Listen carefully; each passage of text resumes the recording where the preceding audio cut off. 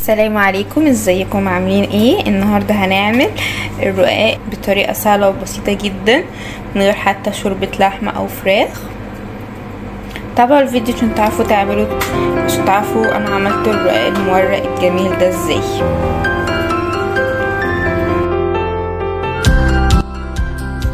هنبدا الوصفه. معايا هنا 4 بصلات صغيرين مقطعهم وفلفلايه رومي نحطهم في الكبة.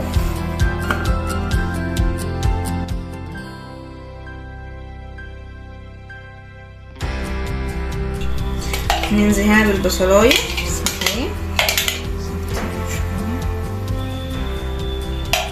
كده البصل مفروض مع الفلفل الرومي. الفلفل بيدي طعم حلو جدا في الأكل.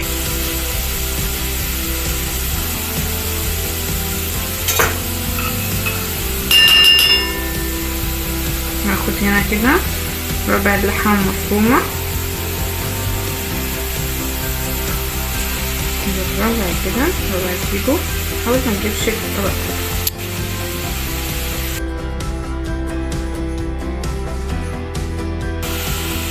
بقطع مع التعصير طماطم،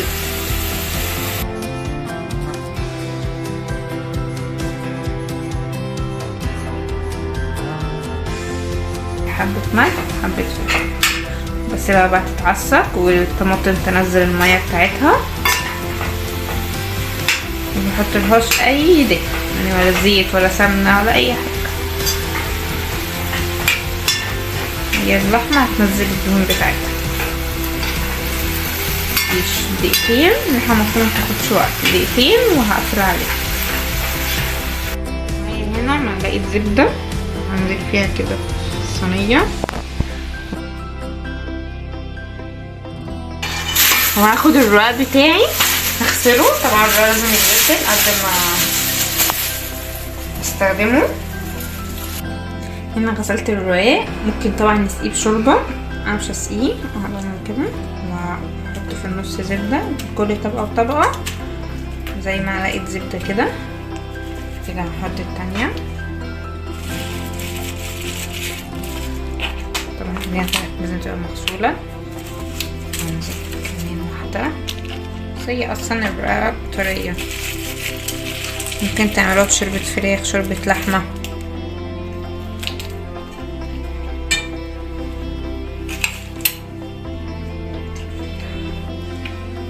كده هنزل بالسوق.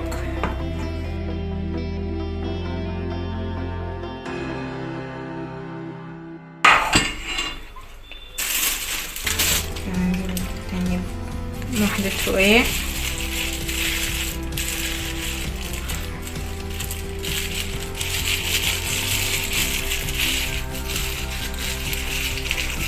حطيت معلقة قشطة وهسقيها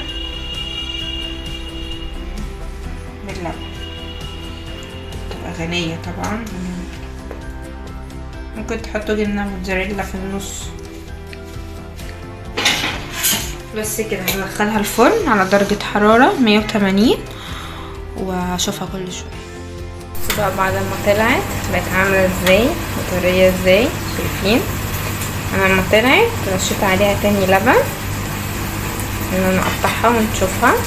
شايفين هي بعد ما طلعت هندوقها طرية خالص، مورقة وجميلة. الرقاق بصوا جميل خالص، طبعا سخن قوي.